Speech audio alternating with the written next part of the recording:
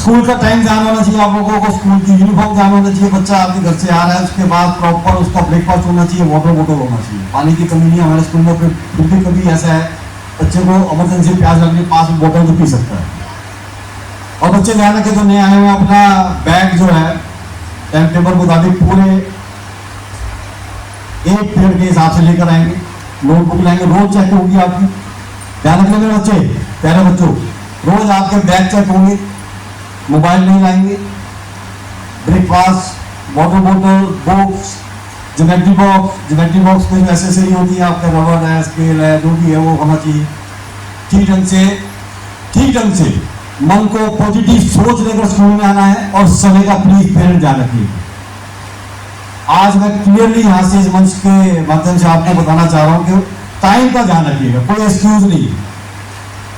मुझे टेंशन थी, आज टेंशन नहीं थी, पर ये थी कि मेरे घर में आज गेस्ट आने वाले हैं, तो मैं ठीक 7 बजे स्कूल में था। सब अरेंजमेंट देखने के बाद फिर आपके सामने था। ऐसा आपको होना चाहिए कि मेरा बच्चा लेट कमर्स लाइन में ना खड़ा हो। लेट कमर्स में थोड़ी फीलिंग अलग हो जाती है, होती ना भाई साहब। हम वो काम करें क्यों, हम ऐसे खड़े हो अपनी क्लास में, जोश और होश और बिल्कुल प्राउड फील होना चाहिए। लेट कमर्स बच्चा खड़ा होता ना, मैं जब मंच में देखता हूँ ऐसे होता है। और हमें ऐसा नहीं रहना है। हमें जवान फौजियों में तो ना आपको क्लास की लेन में खड़ा होना है, अकॉर्डिंग टू हाइट खड़ा होना है। राष्ट्र का पहले आपका वंदे मातरम, ईश्वर की प्रार्थना, फिर राष्ट्र का बच्चों ने पूछे हुए जो नए बच्चे हैं उनको लगा पूरा जोश, फिर आपके पास जयकारा भारत माता की जय। उसके बाद थ्रू ऑफ द डे और उसके बाद अच्छी अच्छी बातें डिसिप्लिन के बारे में, या कोई डे है, स्पेशल डे है, उसके बारे में बच्चों को पता होना चाहिए, मालूम होना चाहिए ना, अपने देश के बारे में मालूम होना चाहिए। मैं हमेशा बोलता हूँ राष्ट्रीय गाने हम बोलते हैं तो हमें अंदर से जोश पैदा होना चाहिए, प्राउड फील होना चाहिए हिंदुस्तानी है, भारत माता की जय जब हम बोलते हैं। जितने बच्चे यहाँ पर बैठे हैं जोश अपने पेरेंट्स को दिखा दें कि आज हमने सीखा है। जो नए बच्चे हैं पुराने तो भी है, ठीक है, जोर से एक बार भारत माता की हाँ कम आवाज है, भारत माता की, भारत माता की। बहुत बच्चे अपने लिए क्लैप करो, ताली बजाओ जोर से।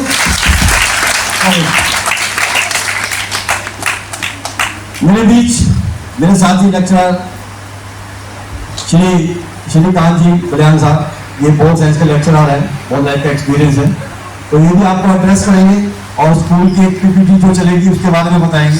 ठीक है, welcome sir, thank you very much. Thank you चुप साहब, सभी का स्वागत है। हम अपने नए प्रतिभा से मिलते रहते हैं और हर साल बच्चे हमारे से यहाँ से 12th पास करने के बाद अलग नहीं होते, वो जुड़े रहते हैं। जब से मैं यहाँ स्कूल में आया हूँ लगभग 10 साल हो गए हैं और 10 साल के 10 बैच जो 12th से पास आउट होते हैं, 10 साल के बच्चे मेरे से अभी तक जुड़े हुए हैं। नौकरी में भी हैं, कुछ बहुत सारे नौकरी में हैं और कुछ अभी ट्रेनिंग कर रहे हैं, कुछ अभी संघर्ष मतलब कॉम्पिटिशन्स के क्षेत्र में है। और मुझे भी खुशी हो रही है, जो बच्चे अभी छोटे में मिला था बाहर गेट को, कुछ बच्चों से टैलेंटेड बच्चे हमारे पास आए हैं। और जैसा कि आप सभी इस स्कूल से परिचित होंगे, इसका पुराना नाम लुडलो कैसल नंबर 1 और इसके अलावा राजकीय प्रतिभा विकास विद्यालय भी इसका नाम था। और मुझे लग रहा है कुछ पेरेंट्स ऐसे भी हैं जिनसे मैं मिला कि उनमें से कुछ पढ़े हुए हैं यहाँ पे, और एक दो या उनका जो बच्चा कोई बड़ा भाई या बड़ी बहन यहाँ से पढ़कर मतलब पास आउट हुए हैं। तो अभी इन जो सर सामने आप भूपेश सुख सर हैं हमारे, physical education lecturer, sports coach हैं हमारे, और ये इसी स्कूल के विद्यार्थी रहे हैं, मतलब क्लास 1 से शायद मेरे सर, हाँ 1 से 12 तक यहीं पढ़े हैं ये, और यहीं ये लेक्चरर हैं और यहीं से रिटायर होंगे। तो सबसे पहले मैं भूपेश सर को ही बुलाना चाहूँगा कि 2 मिनट वो आकर जो स्कूल की जो हमारी ऐतिहासिक जो लेगेसी है, जो उसके बारे में अपने कुछ एक्सपीरियंस और बच्चों से उन्हें कनेक्ट, जो नए बच्चे हैं वो नहीं जानते हैं कि इस स्कूल से कौन कौन सी प्रतिभा निकली है। अभी कुछ दिन पहले हमने हमारे स्पेशल इन्वाइटी, हमें नहीं पता था कि वो उस स्कूल से है, हरिंदर सिंह सिक्का, वो यहाँ पर आए थे। तो आप एक बार बच्चे सभी गूगल कर ही लेते हैं घर जाके, उनका नाम एक बार गूगल करें, सर्च करें, तो आपको पता लगेगा कि यहाँ के स्टूडेंट कहाँ तक पहुँच चुके हैं। तो एक फिल्म आई थी, शायद आपने बच्चों ने शायद देखी हो, आलिया भट्ट की राजी करके एक फिल्म है, जिसमें वो एक स्पाई का रोल करती है, इंडियन स्पाई का, आलिया भट्ट। वो हमारे स्टूडेंट ने ही वो जो फिल्म उसका योगदान रहा है पूरा, वो हरिंदर सिंह सिक्का का ही रहा है। तो यहाँ के वो स्टूडेंट रहे हैं, इवन यहाँ के अभी आए थे।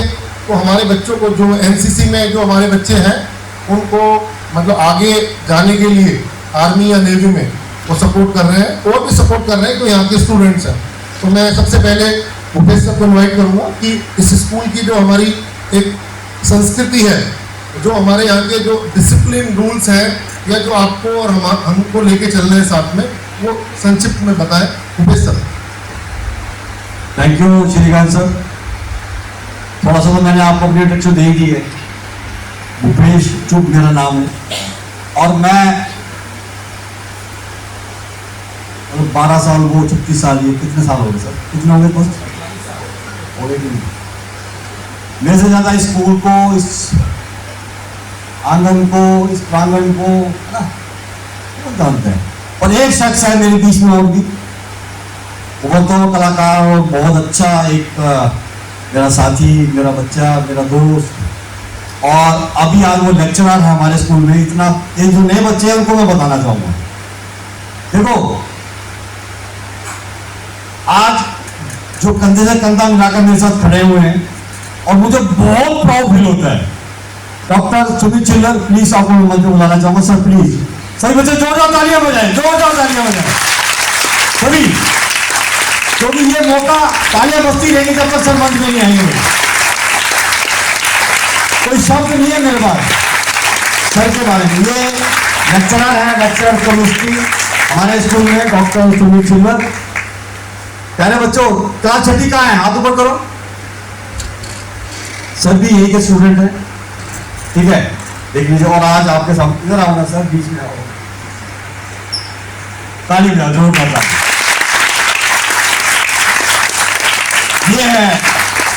ये है एक अच्छी सर्विस, है ना। और कितना देखो सर, सब मन खुश होता है कि जब आने वाले समय में इन्होंने कमान संभाली और अभी भी संभाली हुई है। और प्यारे बच्चों और पेरेंट्स, इतना लाइफ का सर के पास एक्सपीरियंस है, बहुत अच्छा एक्सपीरियंस है, और अपने एक्सपीरियंस के हिसाब से आप लोगों को जो बेनिफिट देंगे फ्यूचर में। और इनके जो स्टूडेंट्स आज पूरे इंडिया और पूरे वर्ल्ड में जहाँ पर भी हैं, अच्छे अच्छे साइंटिस्ट हैं। तो thank you very much Sumit sir, welcome, God bless you. खुश रहो, मस्त रहो, व्यस्त रहो। अच्छा, मैं एक चीज हमेशा कहता रहा हूँ, मस्त रहो, व्यस्त रहो, पर अस्त व्यस्त मत रहो। अनऑर्गेनाइज में भी नहीं रहना चाहिए। ये बात है कि नहीं है? काम करो, मजे में करो, अच्छे से करो। तो ये जो प्लेटफॉर्म है, ये जो स्कूल मैं बता रहा हूँ आप लोगों को, ये हम 2 बंदे यहाँ पर खड़े हैं। आप में से भी कोई पेरेंट्स है तो यहाँ से किसी ने स्कूल की हो कोई? आप है मैडम, आइए प्लीज, आइए मंच पे आइए। क्या बात भाई, मैडम जी के लिए तालियां बजा दो ना, कोई जल्दी नहीं है।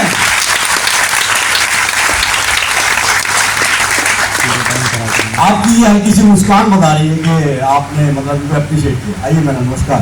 पहले अपना नाम बताएं और अपना थोड़ा सा विषय करो। वर्षा है, सभी को नमस्कार। मेरा नाम वर्षा है, और मुझे बहुत बहुत ज़्यादा खुशी हो रही है कि मेरा खुद का बेटा यहाँ पर पढ़ने आया है। बेटा कहाँ इनका? 9th में है। आपका स्कूल आपको टाइम कैसा लगता है? बहुत ज़्यादा अच्छा लगता था, इतना ज़्यादा अच्छा लगता था कि ये मैं बस बयान नहीं कर सकती। Welcome welcome madam, welcome.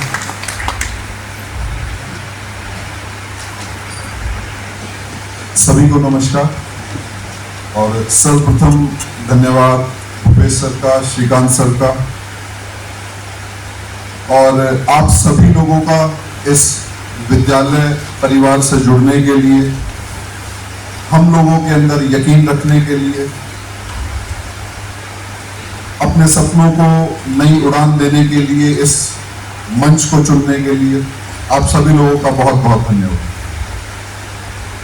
थोड़ा सा इस स्कूल के इतिहास के बारे में आप लोगों के साथ कुछ शेयर करना चाहूँगा, जैसा भी मुझे धुंधला धुंधला याद है जो हमें हमारे गुरुजनों ने बताया जब वो अपनी सर्विसेज यहाँ से दे करके रिटायर हुए और हम उनके पास पहुँचे और स्कूल के इतिहास के बारे में पूछा। वैसे तो इस चीज़ को खुद भूपेश सर भी बयान कर सकते थे, पर हर किसी को अपने और अपने परिवार की तारीफ किसी छोटे से सुनना पसंद है। 1954 के अंदर इस स्कूल की नींव रखी गई। ये स्कूल का परिसर आप जितना बड़ा देख रहे हैं, ये इतना बड़ा नहीं होता था।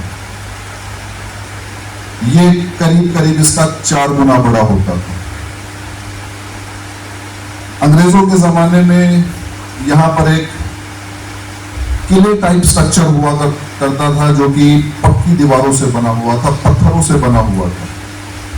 और doctor Edwin Ludlow was the name of the doctor, जो यहाँ पर इस बड़े परिसर में रह करके अपनी सेवाएं लोगों को दिया करता था।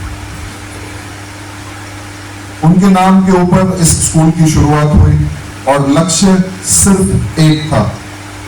जिस समय स्कूल की शुरुआत हुई उस समय दिल्ली के अंदर कुछ पब्लिक स्कूल्स काफी रिनाउंड थे, जिनमें से मॉडर्न स्कूल बाराखंबा रोड एक है, सेंट जेवियर स्कूल्स एक है। इन स्कूलों के स्तर पर बच्चों को सरकार की तरफ से उच्च कोटि की शिक्षा मिल सके, ऐसा प्रावधान किया गया। ये पहला स्कूल था।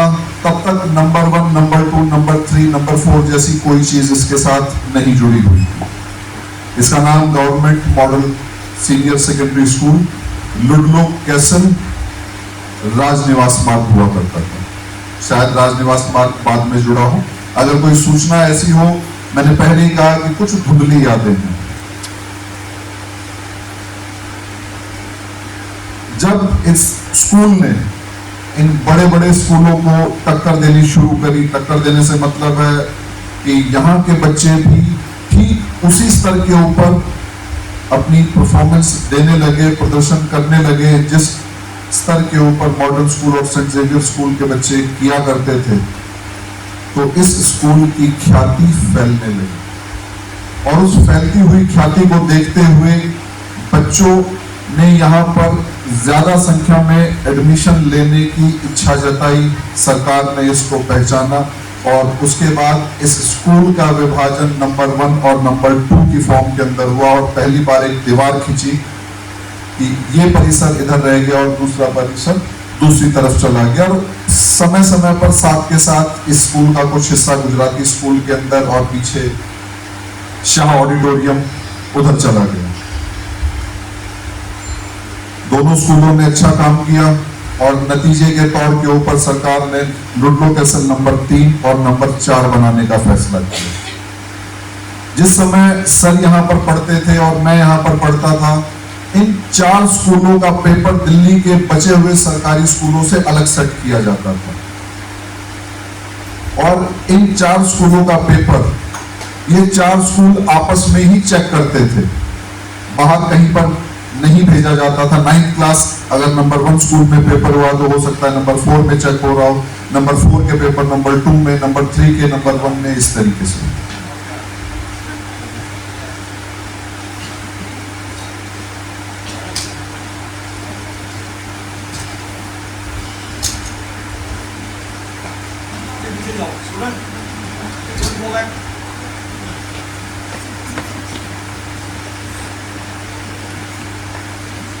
ये एक ऐसा सिस्टम था जो कि इन 4 स्कूलों के बीच में प्रतिस्पर्धा की भावना को निरंतर बनाए रखता था और नतीजे बेहतर और बेहतर और बेहतर होते चले गए।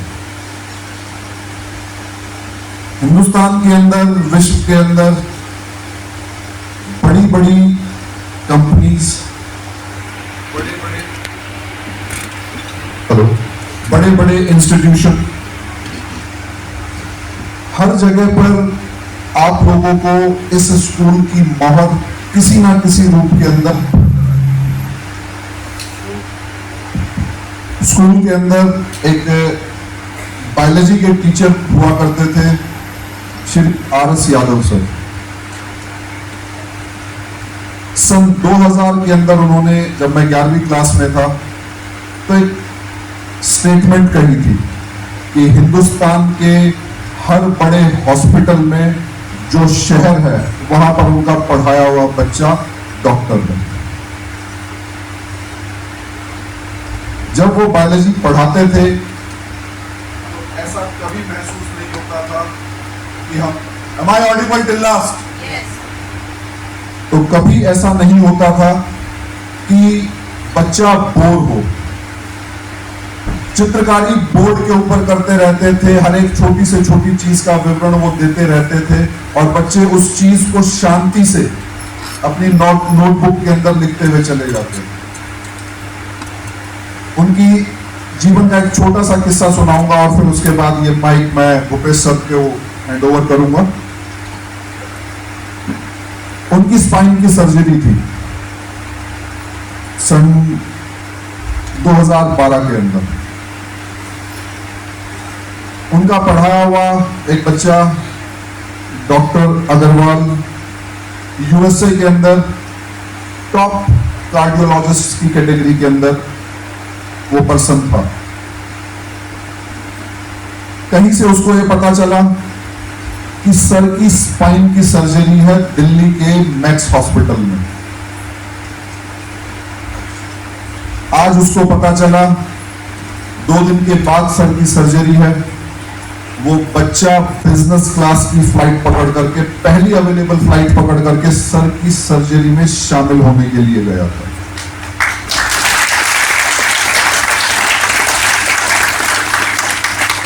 और जब सर से वो मिला तो उसने एक बहुत खूबसूरत बात बताई जो आज मर चुकी है, एग्जिस्ट नहीं करती है। उसने कहा कि सर मेरे बच्चे ने कहा कि जो बायोलॉजी के नोट्स आपने कभी क्लास के अंदर लिखवाए थे उनको घर के मंदिर में रखने की क्या जरूरत है। तो उसके पिता ने बड़ा खूबसूरत जवाब दिया कि बेटा ये वो बायोलॉजी के नोट्स नहीं है, वो मेरा भविष्य है जो 11वीं और 12वीं क्लास में लिखा गया। और इसी भविष्य, ये वो भविष्य है जो मेरे इतिहास में लिखा गया और इसकी पूजा मैं अपने वर्तमान में करता हूं ताकि तुम लोगों का भविष्य सुरक्षित और संरक्षित रह सके।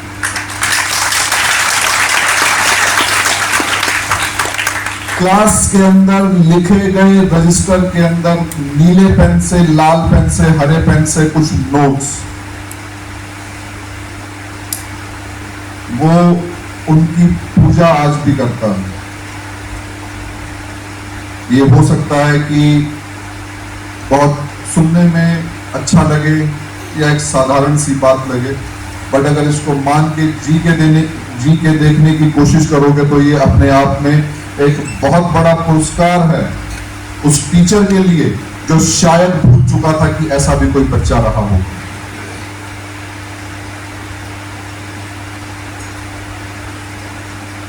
सर हमें जब मैं स्कूल के अंदर खुद स्टूडेंट था, मैं ये नहीं कहता कि मैं पढ़ने वाले बच्चों में था, पर हाँ मैं शरारती बच्चों में जरूर था। और शरारत ऐसी हुआ करती थी कि पड़ोस के स्कूलों में सिर्फ नाम चलता था।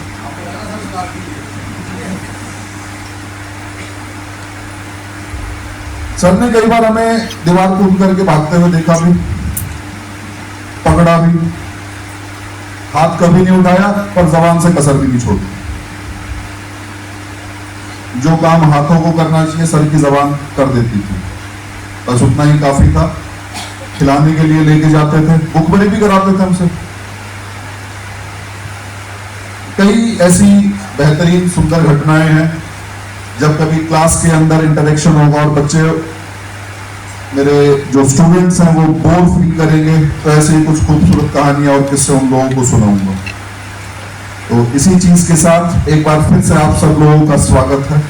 हम लोगों के ऊपर यकीन करने के लिए आप सभी लोगों का बहुत बहुत धन्यवाद। और मैं अपने पूरे स्टाफ की तरफ से ये आश्वासन दिलाता हूं कि हर कोई बेहतरीन काम करने के लिए यहाँ पर जाना जाता है और आप लोगों को शिकायत का मौका नहीं मिलेगा।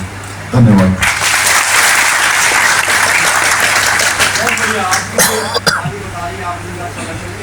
सभी बैठे हुए हाथ ऊपर रखेंगे और इतनी अच्छी अचीवमेंट के लिए, इतने ग्रेट पर्सनालिटी के लिए मैं चाहूँगा सब एक बार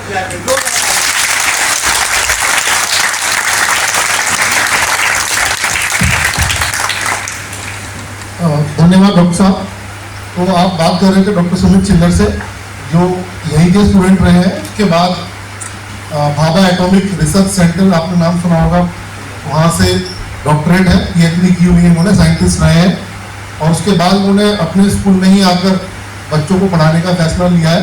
तो एक बार जोरदार क्लैपिंग डॉक्टर सुमित चिल्लर के लिए। अभी मैं पंकज एक बार आप PPT रन करेंगे। एक ओवरऑल एक विजन है और शॉर्ट में बताऊंगा, 2 मिनट लगेंगे आपको। तो ये जो हमारे स्कूल्स हैं CMCB, तो हमारी जो दिल्ली की मुख्यमंत्री है उनका एक प्रोजेक्ट है, और ये इसके तहत स्कूलों के अंदर जो NEP न्यू एजुकेशन पॉलिसी जो हमारी लाई गई है, उसको पूरी तरीके से ये CMCB के अंदर लॉन्च करने जा रहे हैं।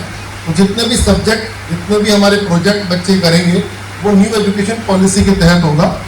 और इसमें हर स्कूल को शुरुआत में 1 करोड़ के आसपास फंड दिल्ली गवर्नमेंट देगी, जिसके अंदर आप देख रहे होंगे ये मल्टीपर्पज़ हॉल है आपके स्कूल के अंदर। आसपास स्कूल में आपको ये नहीं मिलेगा। और इसके अलावा बच्चों की स्पोर्ट्स एक्टिविटीज़ हैं और बहुत सारी चीज़ें हैं। जब आप स्कूल में टूर करेंगे तो आपको पता लगेगा।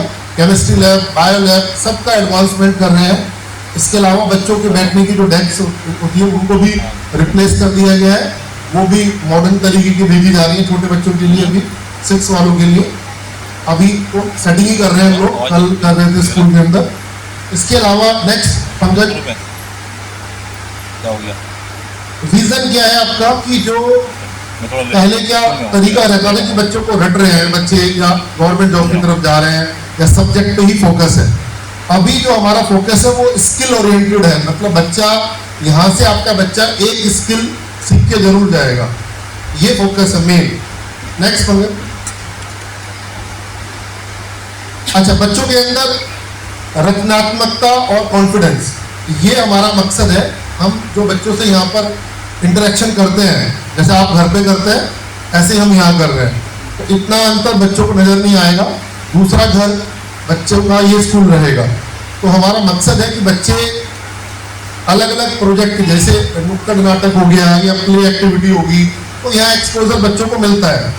तो जितने भी हमारे CMCB स्कूल्स हैं वो आपस में कंपटीशन क्रिएट कराते हैं, जैसे सिविल लाइन हो गया या और भी और स्कूल्स हैं, तो बच्चे वहाँ जाते हैं। यहाँ भी स्टेज परफॉर्मेंस होती है। तो जो बच्चा, जैसे हमारे यहाँ पर already 21st high end century skills के बच्चे हैं 9th और 10th में, जो हमारे PVA वाले बच्चे हैं, तो उनको भी एक सब्जेक्ट रखने की अभी परमिशन है। 11th में वो सब्जेक्ट आप रख सकते हैं। नेक्स्ट, हाँ पंकज, इससे भी नेक्स्ट करिए, आगे चलिए। NEP 2020 के कुछ मेन पॉइंट्स इन्होंने दे रखे हैं, जैसे होलिस्टिक और मल्टीडिसिप्लिनरी। मल्टीडिसिप्लिनरी क्या होता है कि बच्चा एक स्ट्रीम में उलझ के ना रहे। मतलब हम उसको आर्ट्स, कॉमर्स, जैसे बच्चा अगर हिस्ट्री पढ़ रहा है या ज्योग्राफी पढ़ रहा है और पॉलिटिकल साइंस भी वो बच्चा पढ़ रहा है, तो ज्योग्राफी का एक टॉपिक है, मान लो इन्वायरमेंट। तो इन्वायरमेंट यानी कि पर्यावरण, उसका कनेक्शन पॉलिटिकल साइंस में कैसे है, मतलब वो आपकी पॉलिटिकल सिस्टम को किस तरह से इफेक्ट करता है, कनेक्ट करता है। मान लो कि अभी क्लाइमेट चेंज हो रहा है या फिर किसी देश में पानी की समस्या है, पीने के पानी की, तो वो वहाँ बात आती है क्लाइमेट और इन्वायरमेंट की। उसको पॉलिटिकल साइंस से कैसे कनेक्ट करना है, वो मल्टीडिसिप्लिनरी अप्रोच है, मतलब कॉम्बिनेशन। तो हमारी कोशिश ये रहेगी कि एक सब्जेक्ट अकेला ना रहे, उसको हम कनेक्ट करके बच्चों को पढ़ाएं। ये कोशिश यहाँ पर रहेगी हमारे बच्चों के साथ। इसके अलावा फ्लेक्सिबल्स है। फ्लेक्सिबल मतलब सब्जेक्ट चूज करने, आपको कुछ कॉम्बिनेशन दे दिए जाएंगे कि भाई ये चूज करना है आपको, साइंस में ये है, कॉमर्स में ये है, ह्यूमैनिटीज में ये 2 कॉम्बिनेशन है। वो बच्चा डिसाइड करेगा कि उसको क्या करना है। लेकिन उससे पहले आप लोग डिसाइड करेंगे कि आपने क्या सोचा अपने बच्चे के लिए, या बच्चे का इंटरेस्ट किस चीज। सबसे पहली बात है बच्चे की जो इंटरेस्ट है। दूसरा, पेरेंट्स क्या जिम्मेदारी ले सकता है कि भाई मैं अफोर्ड कर लूँगा इसको, 11th-12th में मैं साइंस अफोर्ड कर लूँगा, क्योंकि आपको सभी को पता है 12th के बाद मेडिकल लाइन अभी आप देख रहे होंगे, नीट वगैरह बिना कोचिंग के आगे। लेकिन हमारे स्कूल से आप यकीन करिए कि विदाउट कोचिंग भी बच्चे निकले हैं। इंजीनियरिंग में भी, लॉ में भी, मेडिकल में भी 12th करी यहाँ से और निकल गए, और वो रेयर है मतलब। लेकिन वो डिसाइड करेगा बच्चा और फादर की आपको सब्जेक्ट क्या लेने हैं। मुझे लगता है कि काफ़ी बच्चों ने सब्जेक्ट फाइनल कर लिए होंगे। किए फाइनल सब्जेक्ट अभी नहीं किया भंडारी जी, कर लिया लगभग। 6 वालों को तो बता दिया गया होगा कि आपको सब्जेक्ट मिलेंगे, और आपको कुछ नए सब्जेक्ट जैसे AI है, आर्टिफिशियल इंटेलिजेंस, वो आपको स्टार्टिंग में मिल जाएगा यहाँ पे, और बहुत सारे नए सब्जेक्ट्स हैं जो आपको आगे क्लासेस में मिलेंगे। नेक्स्ट आगे, हाँ आगे करिए। अच्छा दूसरा, हमारे यहाँ पर हर क्लास में स्मार्ट क्लासरूम से हमारी सारी की सारी, पहले सिंपल LED टीवी वाला, जो LED टीवी देखा होगा आपने, उस पर स्टाइलस से लिखते थे, पहले वो थे। लेकिन अभी जब से CM श्री बना है तो कंप्लीटली हमारा स्मार्ट रूम बन चुका है। उसके अंदर 2 चीज़ें हैं, मतलब एक तो 3, एक वाइट बोर्ड भी आपको देखने को मिलेगा आपके बच्चे को, और एक ब्लैक बोर्ड जो पहले चलता था वो भी, और उसके अंदर जो है वो आपका एंड्रॉयड सेट रखा हुआ है। तो बच्चों को हम बताएं, हर क्लास में से हमारे बच्चे जो है मॉनिटर बनेंगे। एक बच्चा स्मार्ट बोर्ड का मॉनिटर होगा, एक एकेडमिक मॉनिटर होगा। तो 3 तरह के मॉनिटर क्लास टीचर बनाएगा। उनको बैचेस मिलेंगे, विदाउट बैचेस आपको क्लास से बाहर नहीं जाना है, वो सब बच्चों को बाद में बता दिया जाएगा। नेक्स्ट,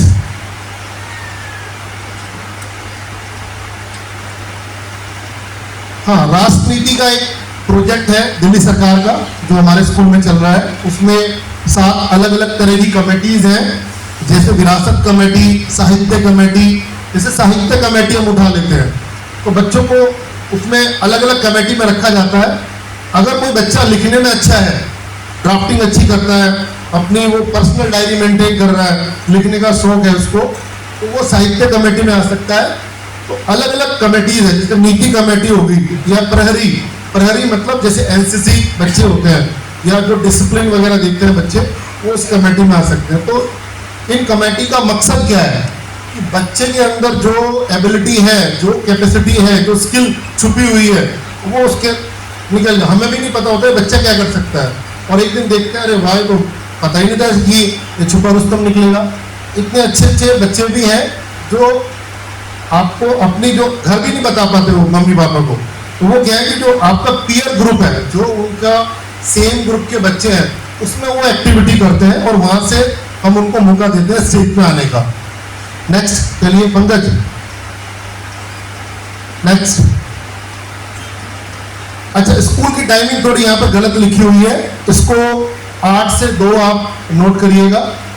8 भी नहीं कहूँगा मैं, 7:50 टाइमिंग है, 7:50, 55 भी नहीं है। ध्यान रखना इस बात का, टाइम को लेके थोड़ा यहाँ स्ट्रिक्ट है स्कूल। बस यहाँ पर स्ट्रिक्ट है कि बच्चा 7:50 पे स्कूल के अंदर होना चाहिए। फिर हमारी जिम्मेदारी है आप स्कूल के अंदर बच्चों को बाहर नहीं, गेट से बाहर नहीं छोड़ना है, स्कूल के अंदर। तो 7:50 कर लेना उसको टाइम को, आपकी 2 बजे छुट्टी हो जाएगी। हाँ, कभी कभी क्या होता है कि कभी कोई इवेंट हुआ या कुछ प्रोग्राम हुए तो 2 बजे के बाद भी वो चलता है, उसके लिए आपको मैसेज कर दिया जाएगा ग्रुप के अंदर। नेक्स्ट पंकज, लेट कमर्स में फिर भी नोट लिखा हुआ है मैडम ने, प्रिंसिपल मैम ने, लेट कमर्स बिल्कुल भी अलाउड नहीं है।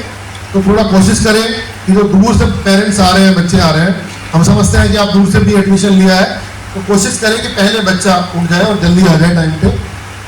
यूनिफॉर्म गाइडलाइंस थी, आज भी थी मैडम की बड़ी स्ट्रिक्ट गाइडलाइंस थी, जो हमें बताया गया था मीटिंग में कि विदाउट यूनिफॉर्म आपको अलाउड नहीं करना है। आज भी बच्चा अपने पुराने स्कूल की यूनिफॉर्म पहन के आए तो भी चलेगा, लेकिन मैं देख रहा हूँ कुछ बच्चे अभी भी विदाउट यूनिफॉर्म थे। मैंने पेरेंट्स से बात करी तो उन्होंने बताया कि शायद उनको मैसेज नहीं पहुँच पाया था यूनिफॉर्म में आने का। और जूते आपको पता ही है, ब्लैक शूज़ है, और स्कूल आई कार्ड्स मैंडेटरी है सभी बच्चों के लिए। इसके अलावा अगर हाउसेस चलेंगे, हमारे यहाँ हाउस भी है, 3 हाउस है, श्रम है, संकल्प है और एक अनुशासन, 3 हाउस है। हाउस आप सभी परिचित ही हैं, जो हाउस चलते हैं स्कूल के अंदर, वो सारा काम संभालते हैं स्कूल का, अपने अपने जब उनके दिन होते हैं। तो हाउस में अगर मैडम से बात करके अगर मैडम कहती हैं कि टी शर्ट वगैरह कुछ कलर रखेंगे तो वो आपको बता दिया जाएगा, वो कंपलसरी नहीं है ऐसा। लेकिन अगर पेरेंट्स से बात करके कि अगर वो चाहते हैं कि भाई हाउसेस में एक टी शर्ट बच्चे की अलग से हो तो वो अच्छा लगता है, उसको भी हम जैसे प्राइवेट स्कूलों में आप देख रहे होंगे तो उसको भी लागू करने की मैडम की योजना है। नेक्स्ट पंकज जी। हाँ, वैसे तो बच्चे बहुत रिस्पेक्ट देते हैं, हमारे यहाँ स्कूल में 10 साल तो मुझे भी हो गए, अभी तक कोई ऐसी बड़ी शिकायत तो मुझे किसी बच्चे की नहीं मिली है। कभी कभी बच्चा घर में किस परिस्थिति से गुजर रहा है या उसके पेरेंट्स के साथ कोई दिक्कत है, कोई परेशानी है, या उसके दोस्तों ग्रुप कुछ ऐसा है कि उसके साथ कुछ इस तरह से घटना हुई है, तो एग्रेसिवनेस कभी कभी बच्चा दिखा देता है। लेकिन हमारी कोशिश रहती है कि उसको प्यार से डील करें हम, और आपकी भी, मैं पेरेंट्स से भी ये उम्मीद रखूंगा कि वो भी बच्चों को जो इस स्कूल की गुरु शिष्य वाली जो परंपरा है वो उसको मेंटेन रखें कि भाई अपने पेरेंट्स के प्रति, अपने टीचर के प्रति, देखो वो अपने ऊपर बात है। मेरे भी बच्चे पढ़ रहे हैं स्कूल में, अगर हम स्कूल घर पे क्या किस तरीके से लैंग्वेज में बातें कर रहे हैं, कभी कभार क्या हो जाता है कि टीचर गुस्सा है या बच्चे परेशान कुछ ऐसा कर रहे हैं, किसी मैडम ने डांट दिया मान लो उसको, और बच्चा घर पे आके कह रहा है कि भाई मैडम ने मेरे को डांट दिया। और कभी कभार क्या होता है पेरेंट्स भी कभी एक आध कोई गुस्से में कि चलो मैं देख लूंगा आगे, कल देखता हूँ टीचर कौन है। तो थोड़ा सा आप भी, मैं आपसे भी उम्मीद करूंगा कि उसको थोड़ा मॉडरेट करें। अभी छठी में है और वैसे तो कोशिश हमारी रहेगी कि आपको घर पे ना बताए बच्चा कुछ भी, हमें ही बताए, और अक्सर हमें ही बताते हैं बच्चे आके 2 बजे के बाद बताते हैं, या लंच में जो उनकी पर्सनल दिक्कतें होती हैं वो भी बताते हैं। फिर हम बुलाते हैं पेरेंट्स को कि अब आप आ जाओ, ये मैटर है और आप सोल्व करेंगे और हमारी शर्तों पे करेंगे, बच्चों की शर्तों पे। नेक्स्ट पंकज जी। डिसिप्लिन है हमारे यहाँ, चुक साहब हैं, सुमित सर हैं, एसपी सिंह सर हैं और त्रिपाठी जी। डिसिप्लिन देख रहे हैं तो डिसिप्लिन का मतलब है स्कूल के अंदर नहीं, स्कूल के बाहर भी। जब छुट्टी होगी आपकी, टीचर्स हमारे नजर रखते हैं बाहर। इसके अलावा आप देख रहे हैं वीआईपी रूट है, आपको सभी को पता होगा, एलजी साहब यही रह रहे हैं, सीएम मैडम यही रह रही हैं। तो कोई भी बच्चा छुट्टी के बाद स्कूल के बाहर खड़ा नहीं होगा। आप जो भी आप कैब लगा रहे हैं या पेरेंट्स जो भी हैं, जब तक आप नहीं आते बच्चा अंदर रहेगा स्कूल के गेट से बाहर, तो मतलब बाहर, इस रूट पे नजर नहीं आना चाहिए। नेक्स्ट पंकज जी।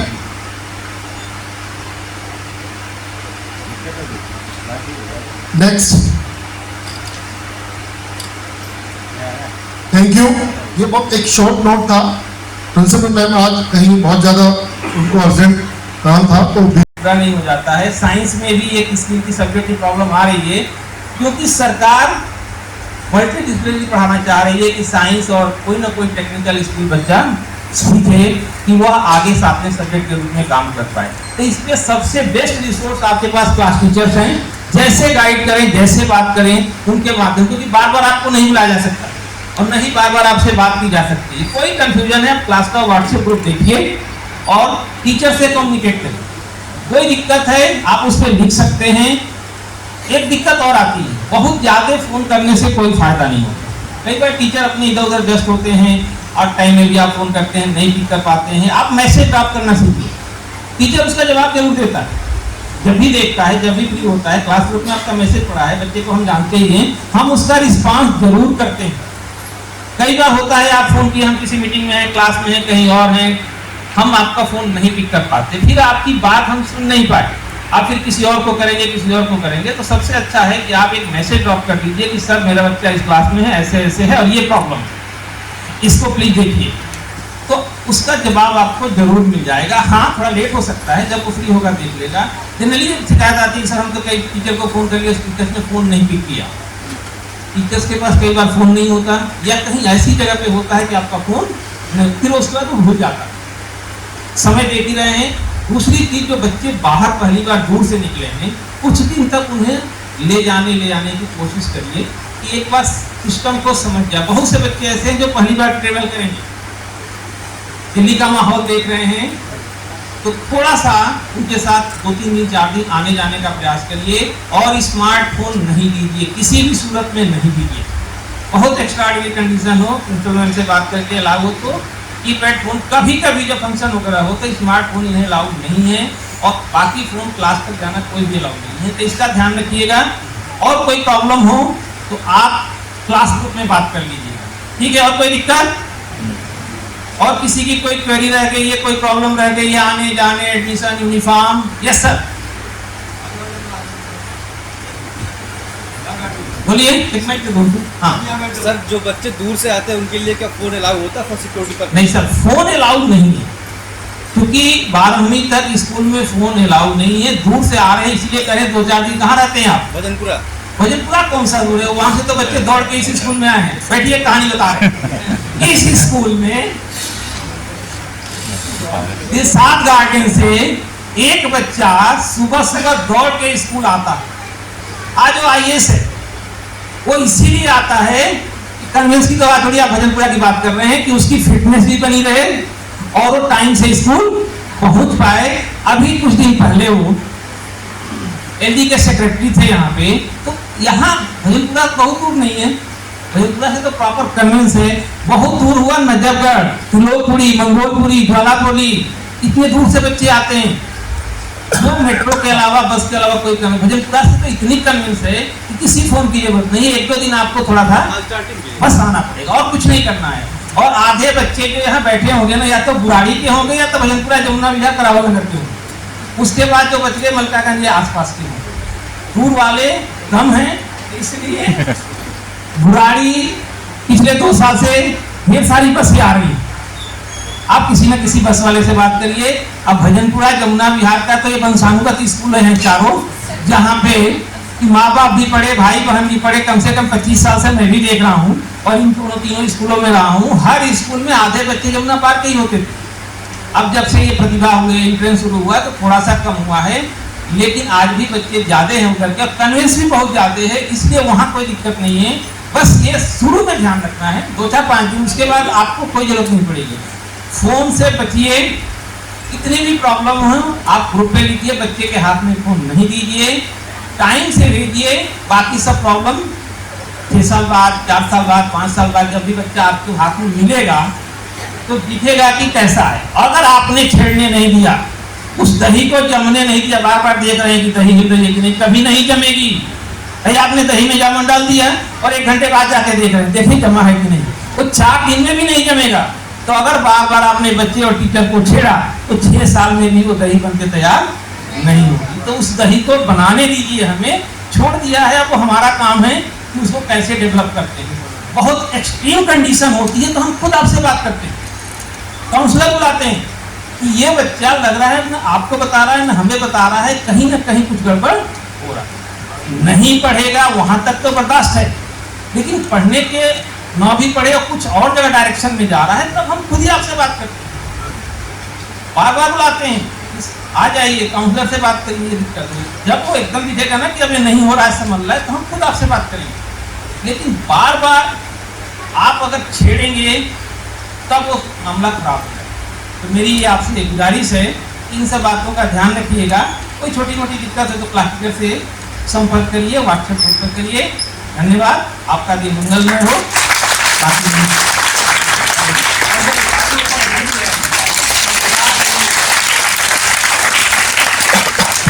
धन्यवाद SP सिंह सर। अभी 2-3 बातें हैं बहुत शॉर्ट में। एक तो ये कि आपके व्हाट्सएप ग्रुप बन चुके हैं सभी के, यस और नो? सभी के बनी है। जिनके नहीं बने वो हाथ ऊपर करना, जिनके नहीं बने जो व्हाट्सएप ग्रुप पे नहीं है। तो पहली चीज तो आपकी मैंडेटरी ये है सबसे पहली कि आप व्हाट्सएप ग्रुप में ज्वाइन कर लें और नंबर वो दें जिसको आप रेगुलर वॉच करते हो। मतलब मान लो क्लास टीचर मैसेज डाल रहे हैं कि भाई कल को अपना वो लेके आना है, तो डॉक्यूमेंट से बच्चे, और वो देख रहे हैं 2 दिन बाद कि सर मेरे पास तो नहीं था कुछ भी, तो व्हाट्सएप नंबर वो दें जिसको आप बच्चों को टाइमली इंफॉर्मेशन दे दें। मान लो फादर है, वो जा रहे हैं सुबह काम पे, रात को आ रहे हैं 9 बजे, वो देखेंगे 10 बजे मैसेज आया भाई तेरे को कल टेस्ट होगा, तो नंबर ऐसा दे जो बच्चे को मैसेज चला जाए हमारे बच्चे को। दूसरा सब्जेक्ट कॉम्बिनेशन की बात थी, वो अभी भंडारी जी से बात हुई है। अभी मैडम जब आ जाएगी तो एक फॉर्मेट आपको दिया जाएगा बच्चे को कि भाई ये आपके सब्जेक्ट्स हैं, आप उस पर साइन करके स्कूल में जमा कर देंगे तो सब्जेक्ट कॉम्बिनेशन हो जाएगा। वैसे कल CBSE की गाइडलाइंस आ चुकी हैं, बच्चे को 6ठी 7वीं 8वीं 9वीं 10वीं के बच्चे को 3 लैंग्वेज पढ़ना जरूरी है। 3 लैंग्वेज फॉर्मूला कंपलसरी है स्कूलों के अंदर, तो 3 लैंग्वेज पढ़ेगा और 11th 12th में भी 2 लैंग्वेज रहेंगी, जिसमें से ये एक मैंडेटरी है कि वो भारतीय मूल की भाषा हो। तो हिंदी वाली जो बात चल रही थी वो तो बच्चे लेंगे ही लेंगे, अब मैंडेटरी कर दिया है। अब तीसरी बात, सभी बच्चे 1-2 दिन में अपना एक सेट बना ले फोटोकॉपी का, जो आपको क्लास टीचर को देना ही देना है। इसमें आधार कार्ड की कॉपी, रिजल्ट जो आपका लास्ट क्लास रही है उसकी कॉपी, बैंक अकाउंट का जो आपका बैंक की पासबुक है उसकी कॉपी, और कैटेगरी, अगर कोई बच्चा कैटेगरी से है, रिजर्व कैटेगरी से, SC ST या OBC, दिल्ली का अगर सर्टिफिकेट है तो आप दिल्ली का दे दीजिए। OBC में तो दिल्ली मैंडेटरी है। ये एक बार हमारे पास आ जाएंगे, शुरुआत में आ जाएंगे तो बहुत सारी स्कॉलरशिप आती है, फिर हमें बार बार मंगवाना पड़ता है कि भाई लेके आओ लेके आओ। तो आप एक सेट बच्चे को दे दें वाला करके, जो मैंने आपको 4-5 चीज़ें बताई हैं, तो ये हमारे पास आ जाएगा 1-2 दिन में, तो शुरू से ही रिकॉर्ड वो सही रहेगा। इसके अलावा माइनॉरिटीज़ वगैरह की भी स्कॉलरशिप, जी सर,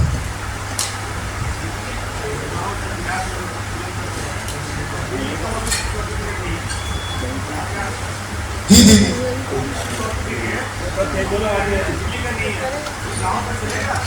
OBC में सर नहीं, OBC में दिल्ली मैंडेटरी है, दिल्ली का ही OBC होना चाहिए। आप अगर आपके पास नहीं है तो बनवा ले, आगे जाके बेनिफिट्स मिलते हैं, स्कॉलरशिप आती है बहुत सारी, वो बच्चों को मिल जाती है। जी जी, जो माइनॉरिटीज़ के हैं वो अपना इनकम सर्टिफिकेट भी अपडेट रखें, आने वाले टाइम में हम मांगते रहते हैं बच्चे, फिर मुझसे नहीं होता रेडी, टाइम लगता है SDM ऑफिस में। तो मैं आपको पहले से बता रहा हूँ कि अगर कोई इस तरह से है तो वो अपने ये डॉक्यूमेंट्स तैयार करा ले, और अगर जिसके पास तैयार है वो हमें क्लास टीचर से बात करके बच्चे कल परसों जो भी आपके क्लास टीचर कह रहे हैं उनको वो सेट दे दे। जी सर, थैंक यू। इसके बाद अभी जी सर, फॉर्म के अलावा एडिशनल सर, क्योंकि वो आपका जस्ट मतलब फाइल रिकॉर्ड एडमिशन में चला गया, उसको हम देख नहीं सकते ना निकाल सकते हैं, वो एडमिशन इंचार्ज के पास रहता है। तो आप एक एडिशनल कॉपी दे दें, सेल्फ अटेस्टेड कर दे, अपने साइन कर दे उस पर फोटो कॉपी पे, और वो दे दें। और ये ध्यान रखिए 6ठी वाले और ये 9वीं वाले बच्चे जो हैं, आपके नाम की स्पेलिंग या फादर्स नेम की स्पेलिंग मिसमैच ना हो। अभी आपके पास टाइम, आप ठीक करा लोगे, 9th 10th में ठीक नहीं होता, 6th 7th 8th में फाइल चलती है इधर उधर, 2-4 बार आना जाना पड़ता है, आपका नाम करेक्शन हो जाता है फादर्स नेम। तो बहुत से लोग देखते ही नहीं है, मतलब जाके 9वीं 10वीं में देख रहे हैं सर ये तो मिसमैच हो गया ना। तो आपके पास 6th में वो रिकॉर्ड है, 7th में है, 8th में है, तो आप अपना जो भी बच्चे के डॉक्यूमेंट्स हैं, आधार कार्ड है, बैंक अकाउंट है, कैटेगरी का सर्टिफिकेट है और उसकी मार्कशीट, उनमें बच्चे का नाम सेम होना चाहिए, उसके फादर और मदर का नाम सेम होना चाहिए, मिसमैच ना हो। जी सर,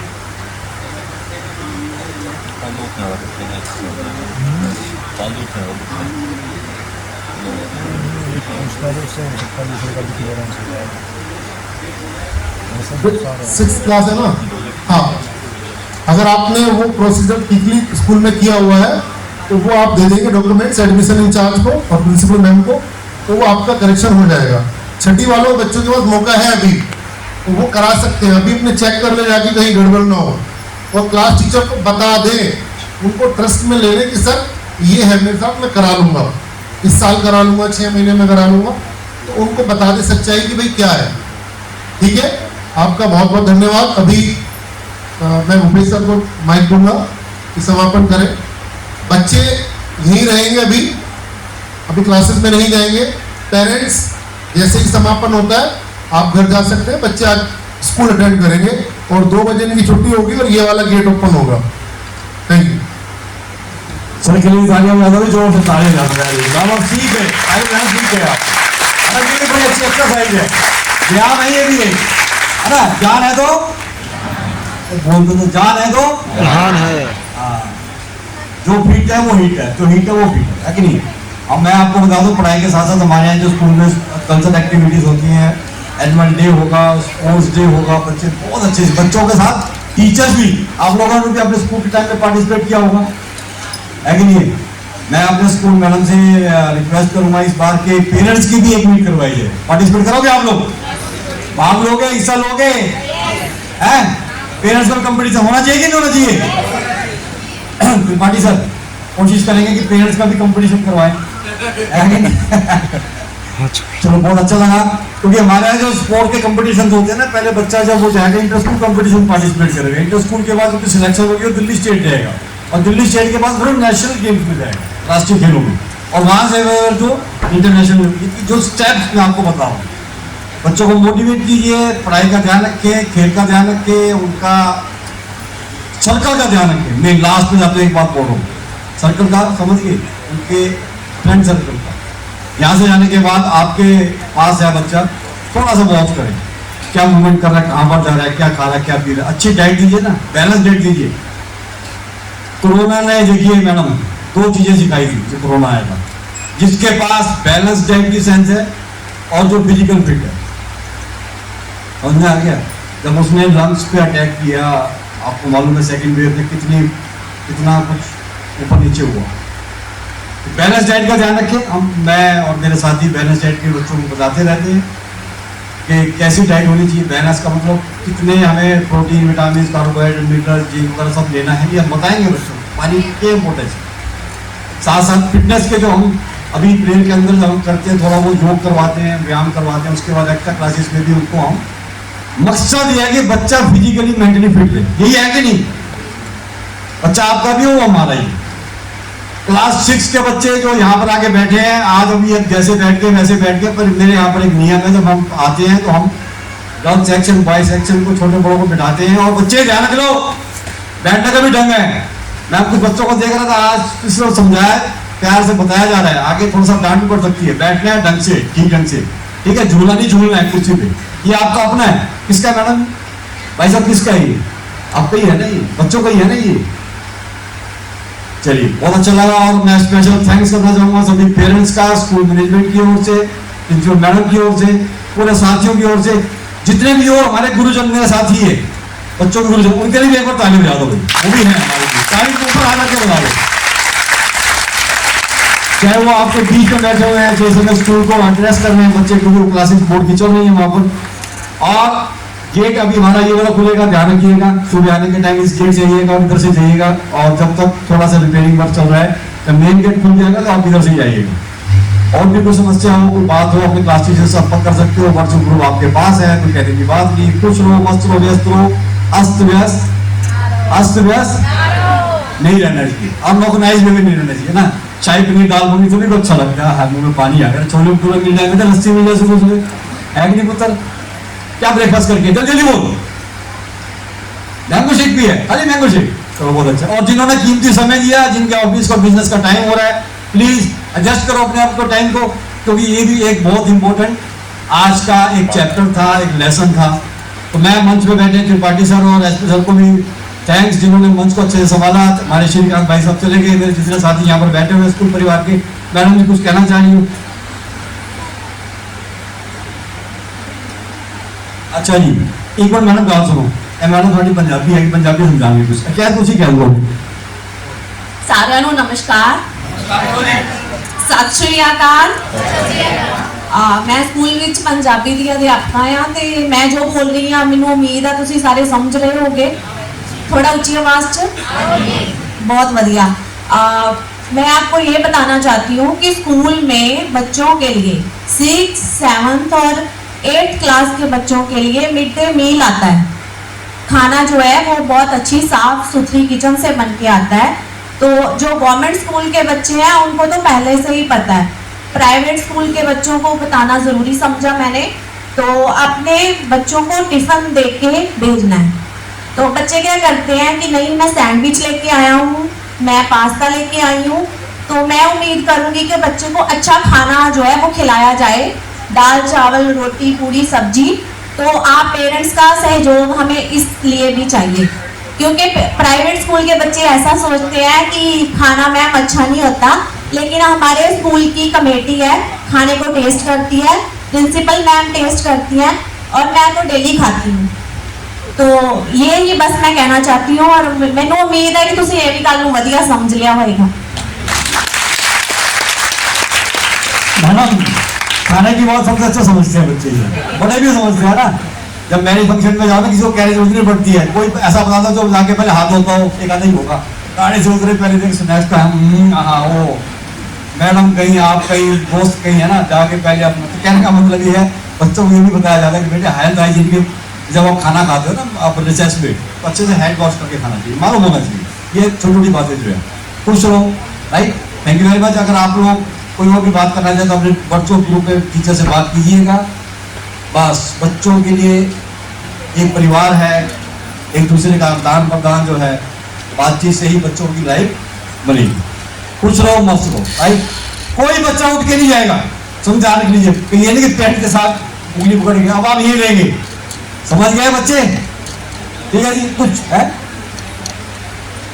बच्चे बैग नहीं लेकर आए, तुम्हें बैग नहीं दीजिए, है? कौन सी क्लास है आपकी? 6th में।